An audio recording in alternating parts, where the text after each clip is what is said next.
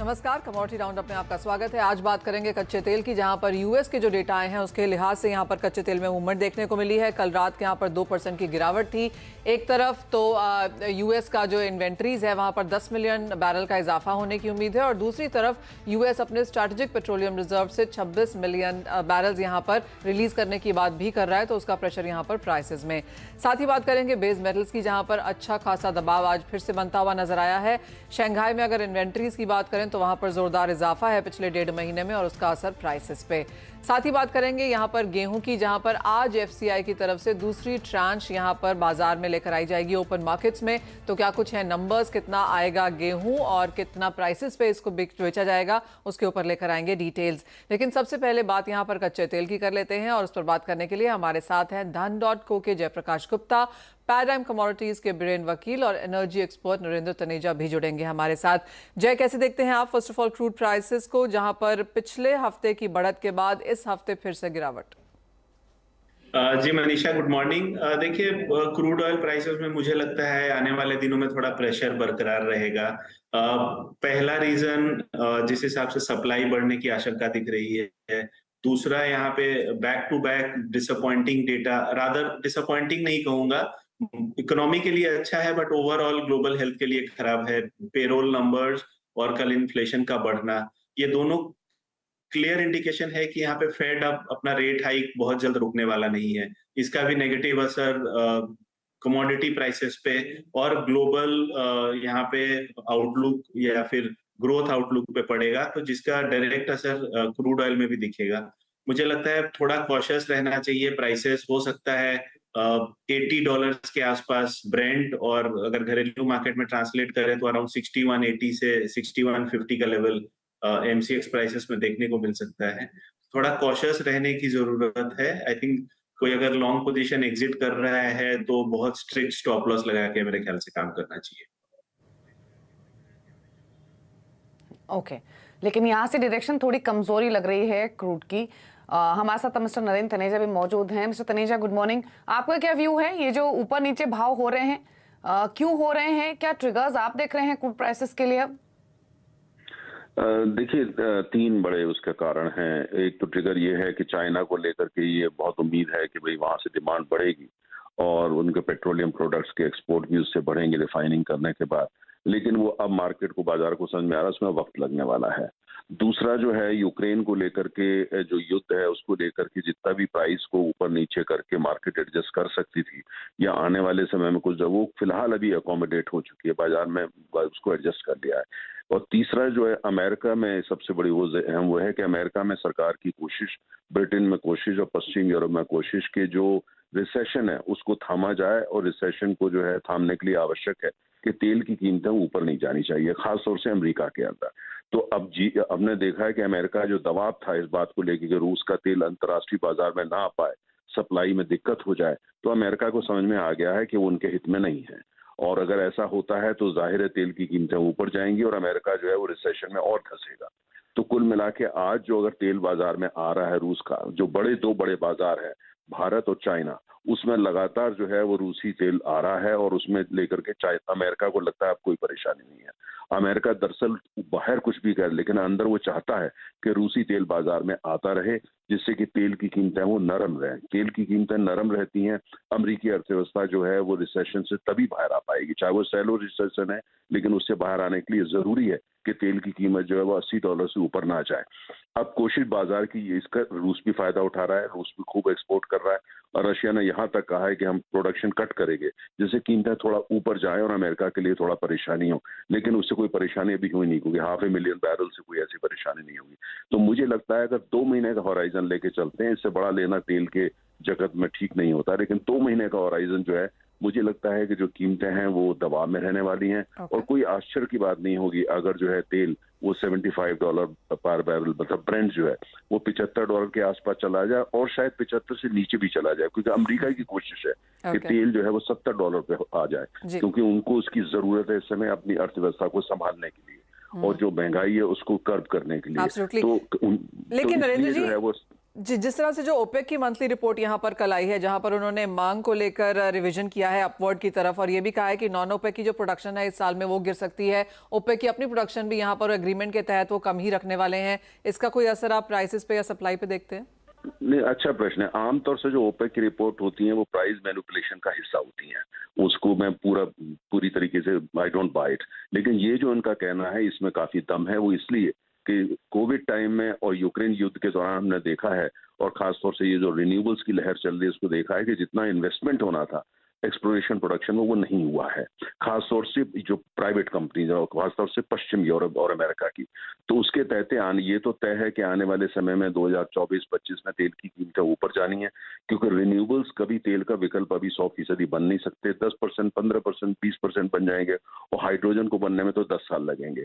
तो इसलिए तेल जो है, लेकिन जितना इन्वेस्टमेंट हुआ नहीं, तो ये बाजार को समझ में आने लगा है, और जो उद्योग हैं, देश हैं, जो नीति निर्माता तमाम देशों के, उनको भी समझ में आ जाएगा कि जो रिन्यूएबल्स को जरूर पुश करो, लेकिन at the cost of conventional energy नहीं होना चाहिए। अगर ऐसा करेंगे तो आपकी जो ऊर्जा सुरक्षा है उससे समझौता होगा और आपकी अर्थव्यवस्था के लिए परेशानी खड़ी होगी।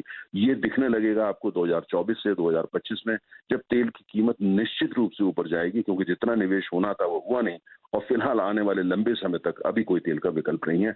रिन्यूएबल बढ़ेगा, लेकिन ये जो कई लोगों ने कहा कि रिन्यूएबल में इन्वेस्टमेंट वही करेंगे और तेल में नहीं करेंगे, तमाम कंपनियों ने भी घोषणा करी है। HSBC बैंक ने भी कहा है वो लोन नहीं देंगे ऑयल एंड गैस सेक्टर वगैरह वगैरह।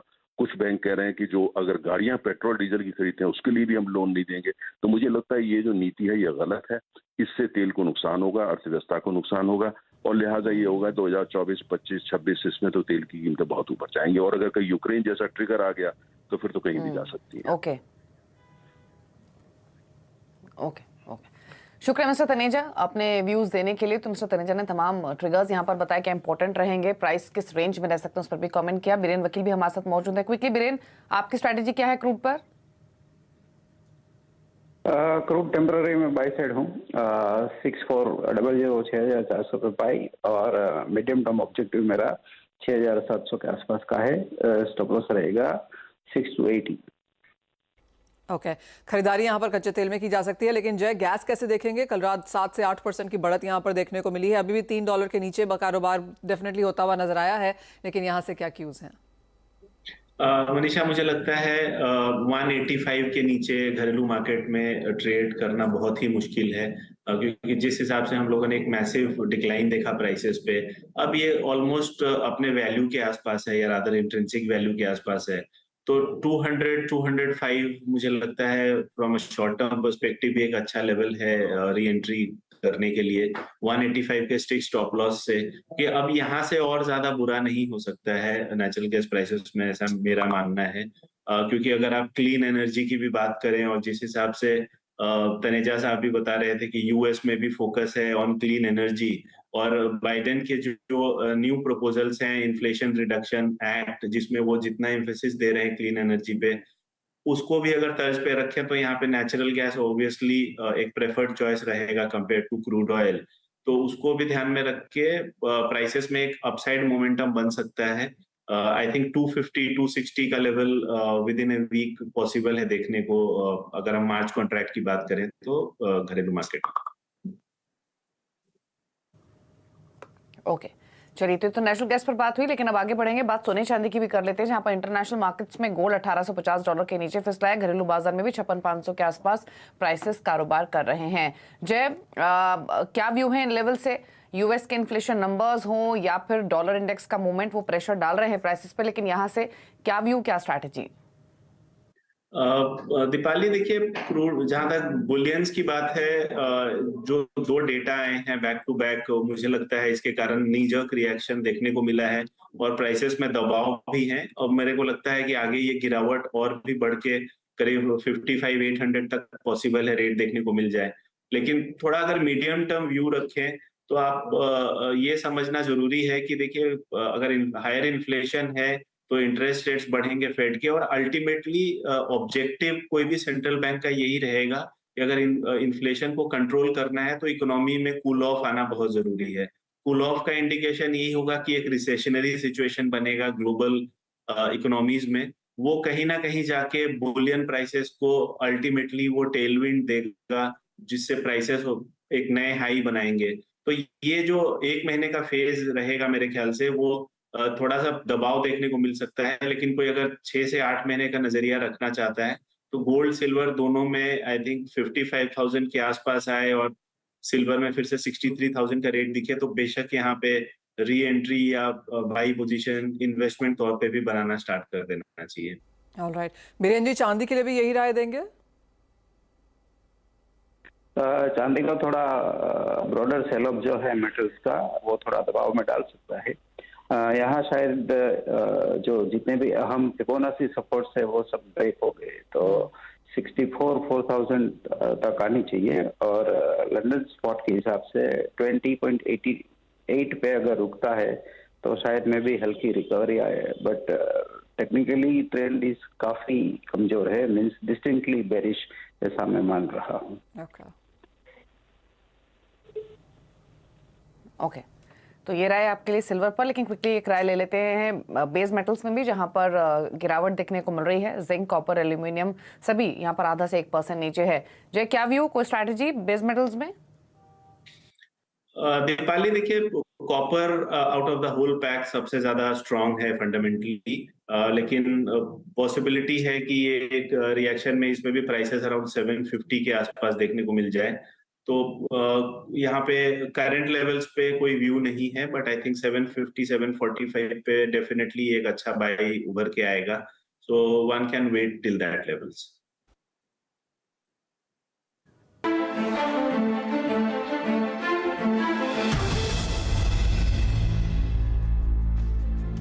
नमस्कार, और आज से एफसीआई खुले बाजार में गेहूं की फिर से बिक्री करेगा। इस पर अधिक जानकारी देने के लिए हमारे साथ जुड़े हैं मेरे सहयोगी असीम मनचंदा।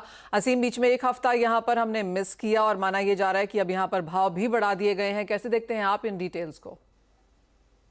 देखिए सर, गेहूं के दाम है वो बाजार में रिकॉर्ड स्तर पर पहुंच गए थे और सरकार ने इन्हें कम करने के लिए 30 लाख मीट्रिक टन खुले बाजार में बेचने का फैसला किया था। 1 फरवरी को एफसीआई ने इसके लेकर के नीलामी की। 2350 रुपए प्रति क्विंटल को लेकर के दाम जो रखे गए थे और करीबन 9 लाख मीट्रिक टन पहले ही नीलामी के अंदर बिक गया था, तो एक वीक का विराम दिया। उसके बाद आज फिर से दोबारा से नीलामी होने जा रही है। 15 लाख मीट्रिक टन एफसीआई इस बार नीलामी करने जा रहा है। जो अभी तक एफसीआई ने जितनी भी नीलामी की है उससे बाजार में कोई भी भाव में असर कोई भी देखने को नहीं मिला। पहले भी 2950 से 3000 प्रति क्विंटल का भाव देखने को मिल रहा था, अभी भी वही भाव है। तो उम्मीद है कि आज जब नीलामी होगी और एफसीआई एक बार फिर से दोबारा बाजार में गेहूं बेचेगा तो आने वाले दिनों में गेहूं की कीमतें खुले बाजार में कम होंगी। ओके, शुक्रिया असीम आपका ये डिटेल्स बताने के लिए। तो आने वाले समय में कीमतें कम होंगी। कीमतें हमने रिकॉर्ड्स लेवल्स पर जाते हुए भी देखी थी। अब जो नए आउटपुट के नंबर्स भी आ रहे हैं वो भी एक्सपेक्टेशन से बेटर साइड पर ही दिख रहे हैं। तो काफी कुछ डेवलपमेंट व्हीट फ्रंट पे हो रहा है। हम कल भी इस पर चर्चा कर रहे थे। बीरेन मौजूद है हमारे साथ। बीरेन से स्ट्रैटेजी ले क्विकली एक राय उनकी भी ले लेते हैं व्हीट पर। बीरेन, क्या व्यू है आपका प्राइसेस को लेकर? एक्सपेक्ट करें, जैसा असीम भी कह रहे थे कि प्राइसेस अब यहाँ से थोड़े हल्के हो सकते हैं?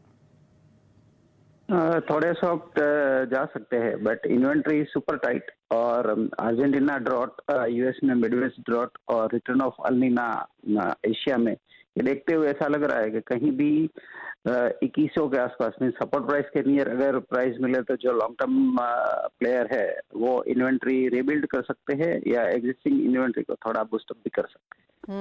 बीरेन, माना ये भी जा रहा है कि जिस तरह सरकार पिछले साल यहाँ पर अपना बफर स्टॉक नहीं बना पाई, इस बार वो डेफिनेटली उसकी यहाँ पर कोशिश करेंगे और शायद प्राइवेट हैंड्स में इस बार गेहूं बहुत ज्यादा ना आए। आप कैसे देखते हैं सिनेरियो?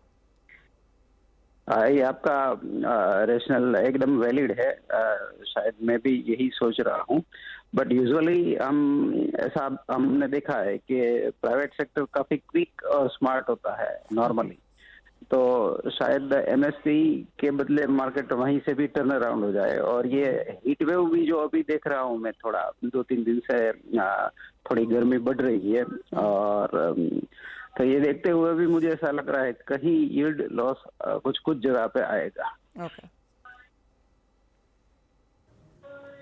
ओके, चलिए, तो ये वीट की बात हुई, लेकिन अब थोड़ी स्ट्रैटेजीज पर भी फोकस कर लेते हैं। और अगर आप एग्री कमोडिटी पैक को आज देखेंगे तो स्पाइसेस के पैक में मिक्स ट्रेंड है। जीरा फ्लैट, धनिया दबाव में और टर्मरिक में रिकवरी दिखी है कल के बाद।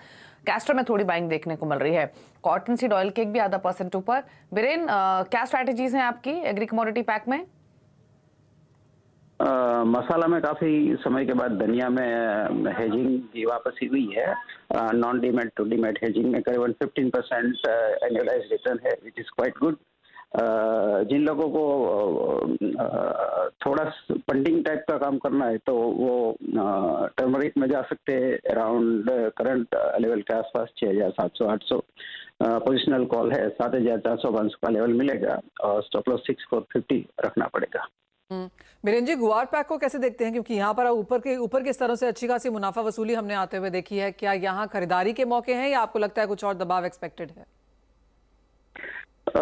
जो लोगों का थोड़ा ब्रॉडर व्यू है उनको जरूर खरीदारी करनी चाहिए, क्योंकि अल नीनो स्टोरी धीरे धीरे मोमेंटम पकड़ेगी तो इसमें सेंटिमेंट वापस थोड़ा बाय साइड बढ़ेगा। वैसे भी इसमें लास्ट ईयर फसल थोड़ी कमजोर थी और चाइना रीओपनिंग के हिसाब से गवार गम में मैं थोड़ी ब्रॉडर एक्सपोर्ट देख रहा हूँ, स्पेशली चाइनीज टेक्सटाइल, लेदर और फूड सेक्टर में।